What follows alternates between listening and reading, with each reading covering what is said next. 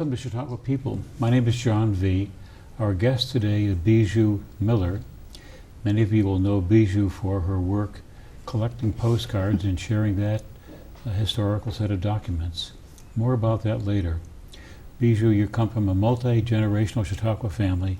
Correct. Tell me how your family made its way to Chautauqua. Well, my father was from Warren, and his grandmother owned a house on the grounds. And so he would come up in the summers, and he worked for the Daily and was involved. He was president of the college club. And my mother, in the meantime, she was from Sharon, Pennsylvania, and her mother was widowed at an early age, and she was in her 30s. And she wanted my mother to have more contact with our cousins, and they were the Brams. Walter Bram was a president of Chautauqua at one point. And so she started bringing them up. And when my mother was in college, she was staying with the Brams, and it was right across the street from my father's grandmother's house, and he started noticing her. And so he started following her around, and finally she sort of turned around and said, "Well, are you following me?" And he was horrified because she had caught him, and he hadn't brushed his teeth that morning, so he was sort of like, "No, yeah, no." And they went out. They went to, do you remember the Manor? They went there on their first date, and the rest is history. And so I'm fourth or fifth generation on one side and fourth on the other. Goodness. Yeah. Goodness. And you have produced another generation of Chautauquans? I have 2 daughters. One lives in St. Paul and dabbles in acting, and my other one is a teacher in Brooklyn, and she also does art pieces. She does these great art pieces that are of Chautauqua, and she's gotten sort of a reputation for doing them. So they're both lifelong Chautauquans as well, and love coming every summer. So. Right. Now, we heard it said not too long ago, you have a stage name. So tell us about your... My nickname, yes. So my real name is Eleanor. Really? I was named after my grandmother, my maternal grandmother.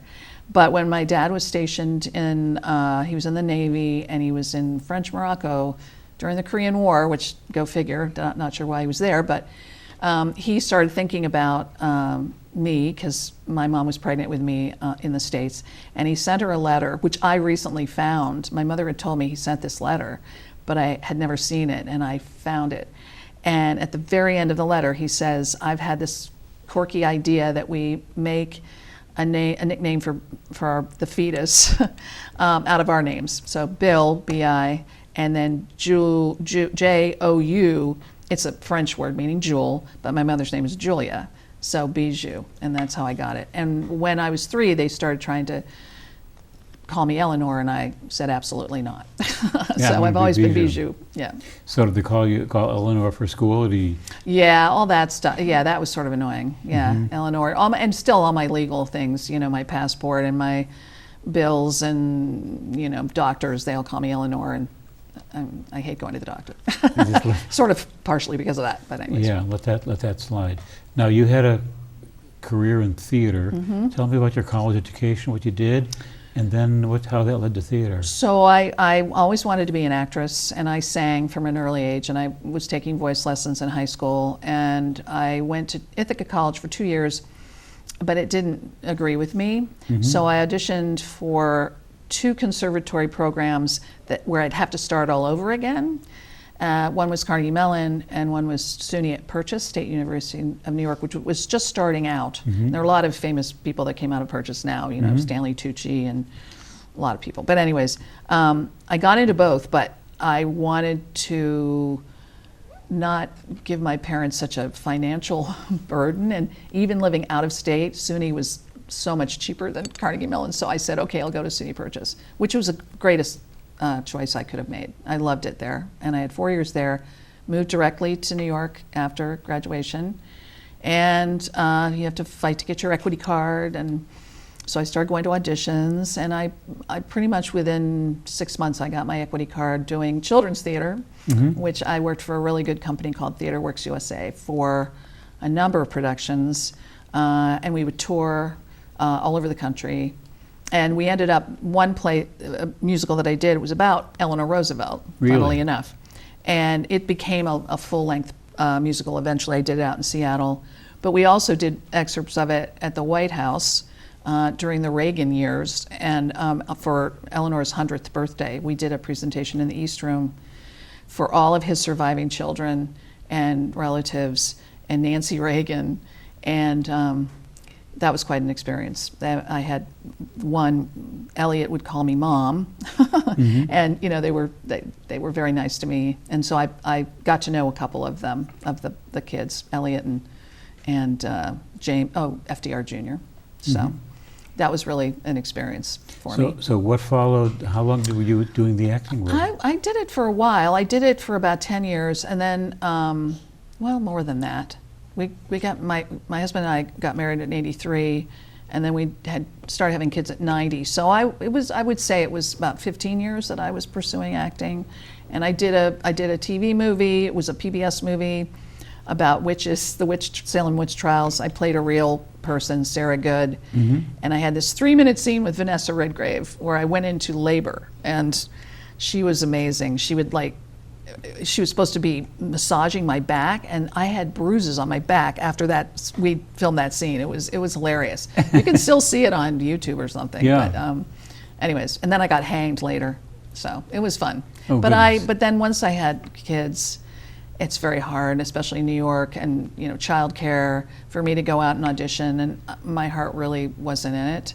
I still do things. Last summer, my husband Greg, who's a composer, I don't know if you knew this, he had a concert at Smith Wilkes Hall with Chautauqua Symphony Orchestra members of his music, and I sang 3 numbers from that. You can see that on YouTube.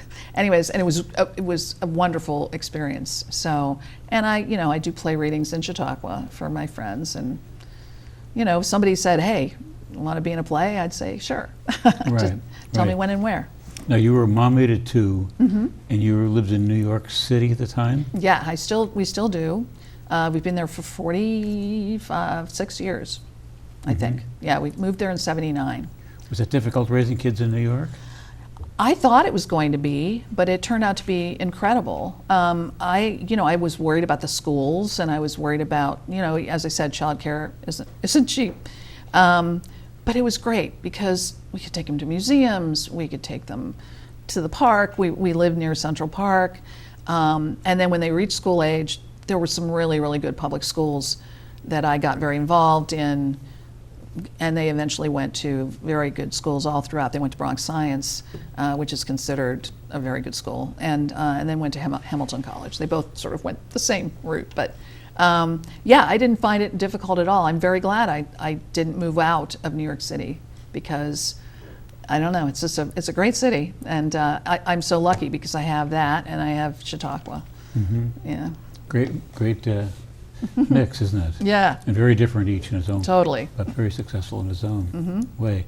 Now, you've been active in libraries, and you were active in parent-teacher organizations. True. Tell us a little bit about those. Well, as I said, I got very involved in just the politics of New York City. The Department of Education, it can be very hairy. They start these initiatives, a new mayor comes in, he wants to do something different, and it's just very hard on the teachers and on parents and on children. And so I got sort of involved in, they have these district PTAs called District 2 President's Council or District 3, and my kids were in one district for a while, so I was president of that council. And then when they moved to middle school, I became the District 3 president there, just because I just felt I wanted to not only help my kids, but in District 3, a lot of the schools are in Harlem because it's the Upper West Side. And some of those schools they don't get the same kind of funding that other more, richer areas do, because parent PTAs are much more involved and fundraising and doing all of that. So I was trying to help organize PTAs in Harlem schools to, learn, do things that would help their kids and help them advocate for their kids. So that was sort of my idea. Right. And so, And along the way, we've got to talk about your dad for just a moment. Sure. He sat in the chair where you are. And what was his main career? Well, his main career was he was congressman Got it. for 9 terms. From first, it was the 23rd District of Pennsylvania, and then it ended up being the 5th. It got gerrymandered a little bit, but he still held on to his seat. Sort of north central areas, isn't it? Yeah, in Warren, Pennsylvania, all the way down to State College. Got it. And he loved being in Congress. I was a senior in college when he was first elected, and it was very exciting. I was amazed that Yeah. I didn't know that he was gonna win. Yeah. So no childhood experiences then as a No. congressional child. No. Now tell us about the library, and then we got to talk about, Okay. what's behind it. So I'm the president of the Friends of Smith Library Board. Right. And we are a group of concerned Chautauquans who want to keep the Smith Library thriving. It's a great library. It's the only library that's open on Sundays during the summer because it's Chautauqua, and Chautauqua runs, it's under Chautauqua Institution's umbrella, but it's also under Chautauqua County and Cattaraugus County. And we have a library day, which we just did last week, and was very successful. And we raised some money to supplement projects that they're hoping to do. We buy ebooks, or our funds go towards ebooks, which are becoming a big thing now in libraries. And as I said earlier to you, there were over 570,000 people who walked through that door last year of that particular library. Tell me how an ebook works. Well, you go on to a website and you type in, you're looking for a certain book, and if they have it in the system, and hopefully it's not been checked out, it's like checking out a regular book, but you're doing it online, and then you get it it's sent to you online, and you read it online, either with a Kindle or, I'm not sure actually if they have just a direct way of you to read an ebook, and then you when you're done, it's sort of like they'll send you late notices if you keep it too long, or And it gets returned, and your access then is canceled to the book, right. unless you sign it out again. Yes, or extend it. So that's the way things are going then in libraries, is it? Yeah, I mean, we're certainly getting lots and lots of books, tactile books. I hope that never goes away. I'm a lifelong reader, and I don't take to reading online very well. I still get the New York Times and the newspapers. I like, even with the newsprint, I like reading them not on my phone. I'm the same way. I like to sit out on a porch with a mug of coffee. Mug of coffee, exactly. And read. Yeah. So you're doing library work now and living primarily in New York City. You do the summers here at Chautauqua. Right. And one of the items we need to talk about, tell us about your postcard collection. So I started collecting postcards when I was in high school. My friend Gretchen Gady, she runs a store out of the Colonnade, Gretchen's Gallery, and we're lifelong friends. And we started going out as soon as we learned to drive. We'd start going to places and find these old postcards. And I just kept doing it all these years. And then, of course, eBay happened, and that was a big mistake for me because I spent way too much money doing that. But I have to have at least 1,000 cards, not just of Chautauqua Institution, but of all over Chautauqua County.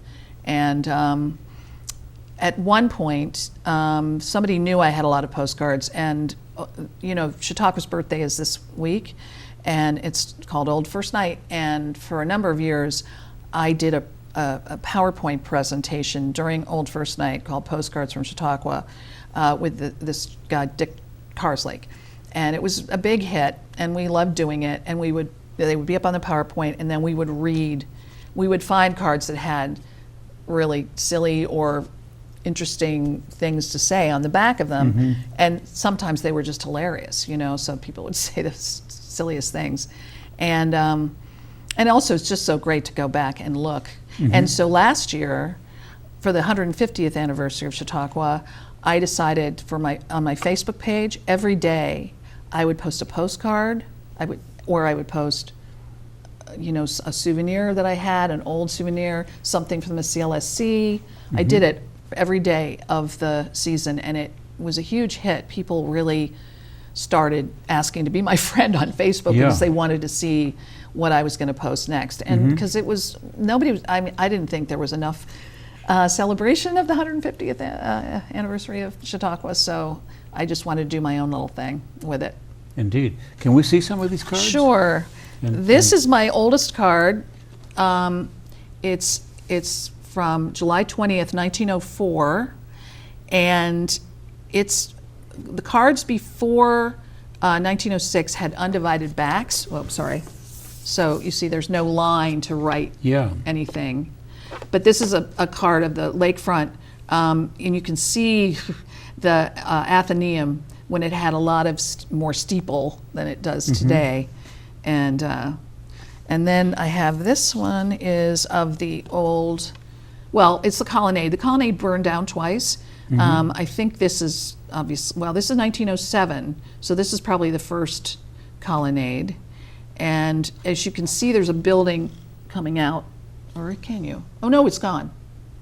There was an ice cream stand that grew out of the colonnade. Right. And it's not there now. But this is And 1907. the plaza doesn't seem to be the same as it is now, does it? No, it's missing the Bester fountain. The fountain was, I mean, Bester wasn't even around at that point. He might have been around, but yeah.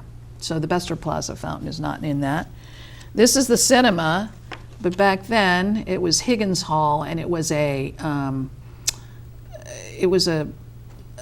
building where they had religion department things. It was sort of a church of sorts, but at one point when Teddy Roosevelt came, they had a luncheon for him in this building, and now it's the cinema. And now can we see that again? Sure.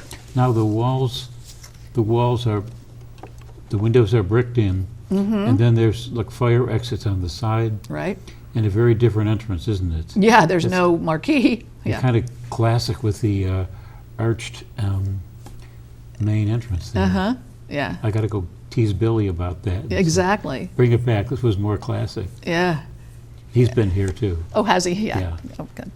Now this one, I have a couple here. These are of the pier building. So before, the bell tower and the pier building that we have today, it was because people came to Chautauqua by boat often, most of the time, and the big steamers would drop them off. So that's one, and then this one is in color. And yeah, they would just come, and inside this building there were shops, and also you would have people that would take your luggage, and then you'd go to your resident and they would bring your luggage to you. Deliver it to you. Yeah, deliver it to you. Wow. Yeah. So that's It's a different that. world, isn't it? I know. And this is the traction station. It's called, yeah.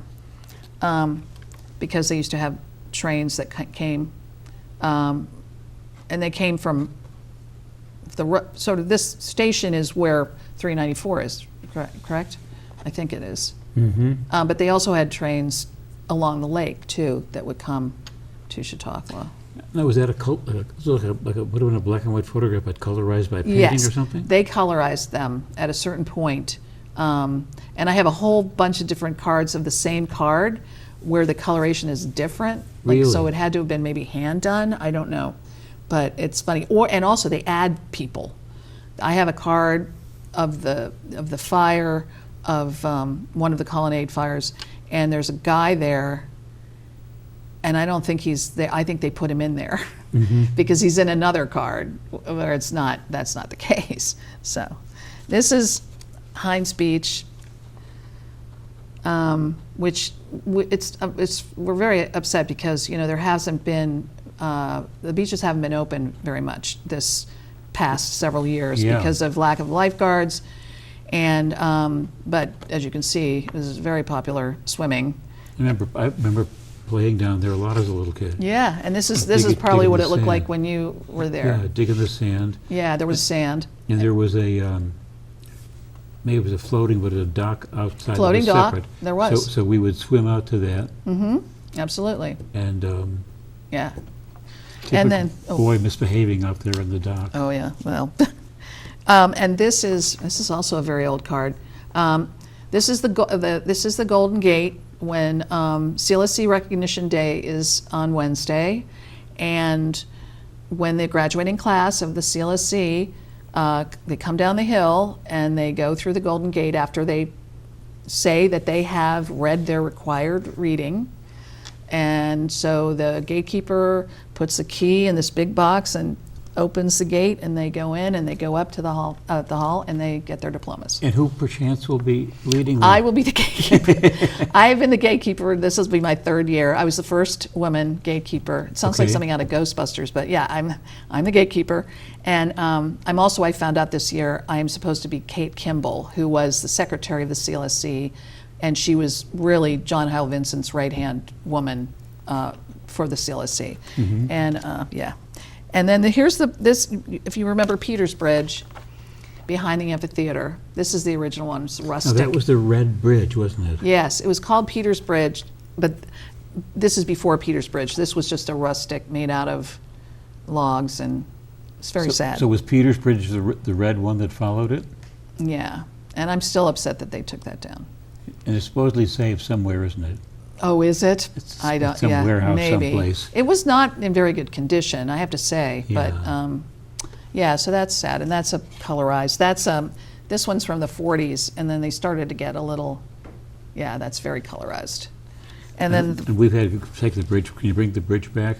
sure. We've had a couple of famous Chautauquans of a previous generation who said they held out on that bridge waiting for their significant other to come along, who was working That sounds very nice. Yes, I can see that. here, there, or wherever place. Yeah, yeah. Well, I met my husband in Chautauqua, and at Seaver Gym, and before Yak dances, there was the high school club dances, and so yes, we had some rendezvous. This is the amphitheater. It says 1920 something, but as you can see, the stage is so strange. It comes out like that. It was not very wide. Yeah, I think the term they used was a thrust stage. Yes. And it's almost like they had seats that were sort of like the stage was in the round, as opposed to being a sort of a linear arrangement. Right. And you can see that this is a stage with the old film from Franklin Roosevelt, I Hate War, I Hate War. Mm-hmm. was given on that stage. Definitely. And I'd love to know the ages when that stage was redone. I don't know about the stage being redone. Yeah.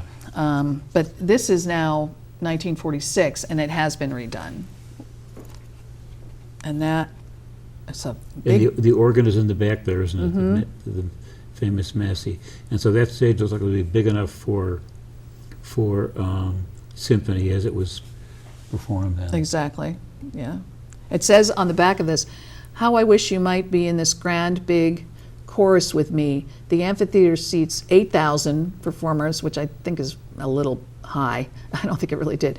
"And it's great inspiration. We're going to sing The Messiah next Sunday night. Brings memories. I hope you have vacations." Well, anyways, we do The Messiah quite a bit still, the choir, yeah. Oh, this is what I was going to show you. See that ice cream place? It's the Pergola. It was called the Pergola. Sorry, Pergola. Pergola. Yeah, and it's not connected to the colonnade, but it's sort of right there, and you would go in, and they would have ice cream and other snacks. And now there's a road that runs through there. I think Yeah. the road is the road there? The road is there, so it's Yeah. on the other side of the road. Okay. And that was the grocery store so the grocery store was on the end there, or the butcher shop was there. So that's from 1940, it says. So it was around for a while, and we still don't have Bester yet. I got to see a few others here. This is so much fun. Oh, okay, so here, let's This see. is so much fun. This is the Francis Willard House, which was the headquarters of the WCTU, the Women's Christian Temperance Union. Sorry. And my best friend, when I was growing up, her family owned this house. And it's great. It's next to the Women's Club. And but it's where they had it's like the first, one of the first groups of, anti-drinking.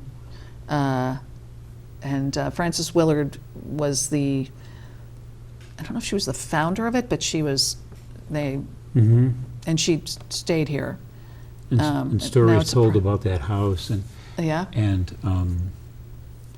the WCTU people holding sessions on the steps there. And there was, is there a water fountain visible? I don't think it is visible, but it's there. And the joke of the water fountain was put up with the WCTU with the motto, "Have a drink on us." I didn't know that. That's Yeah. great. That's really Yeah. good. That's really good. Let's see, what have I got? Well, this was the post office bookstore. And you can see there's a stair going up the side of it, which isn't there anymore. Look, the stair would have gone up to the old Daily office. daily office, yeah. Yeah. Let's see. This is one of these cards I'm not fond of. These are from late 40s, early 50s. They look sort of fake to me. Look, they were painted, yeah. Yeah, like they were painted. And that's just, there are no docks. You can see there are no private docks. But the trees are full. Yeah. What do they say on the back? Anything here? We took the docks away. So Oh, what's great about this, it says the Golding, and I'll tell you about that personally. Thank you for your Ocean Grove postal. Sunday Eve is the vigil.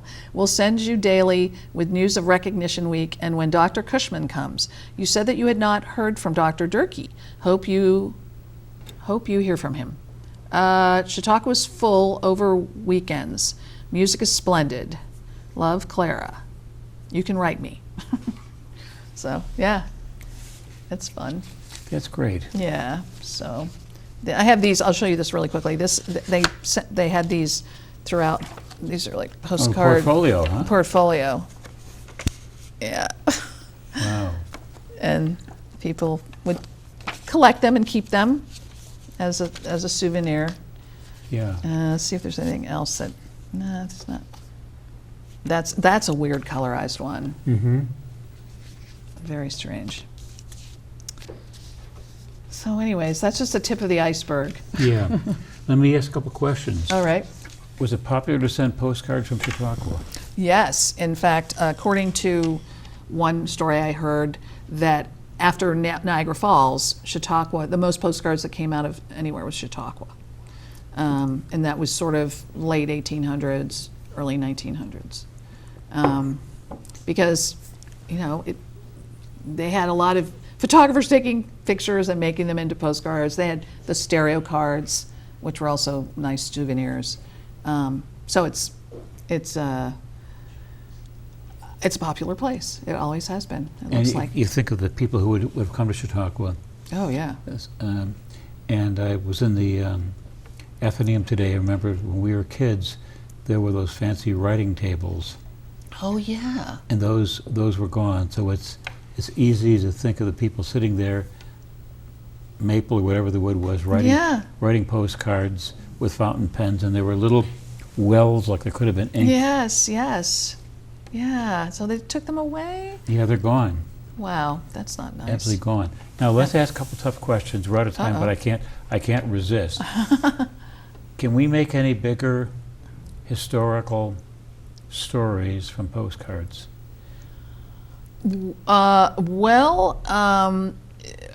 There is currently that book going around. Do you know about this book? No, tell me. There's a gentleman from Buffalo area, and he found this postcard, we found a goblet on eBay, and he doesn't keep things. He gives them to people. He bids on things, he gets them, and then he takes them back to he wants to conserve history, the history of Chautauqua County. So this goblet was from the Golding cottage, which is now the Carnahan-Jackson, the garden that's by the Presbyterian House. Yeah. But it was run for a number of years by two doctors, married, Dr. Martin and then his wife.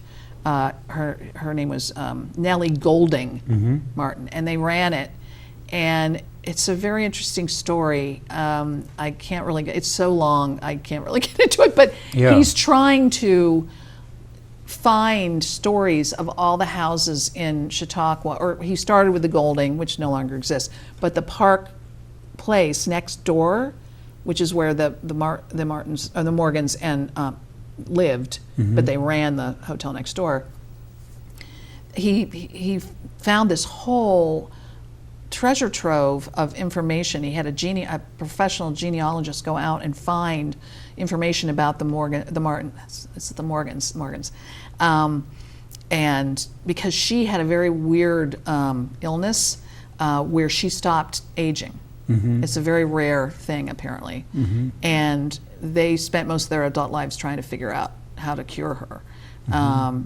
And it's anyways, he did all this work, and he put it together in this book, and he got all these documents from the one doctor, and he has their wills, and and it's sort of an interesting rabbit hole that he went down, and he sent books to every property owner in Chautauqua last year.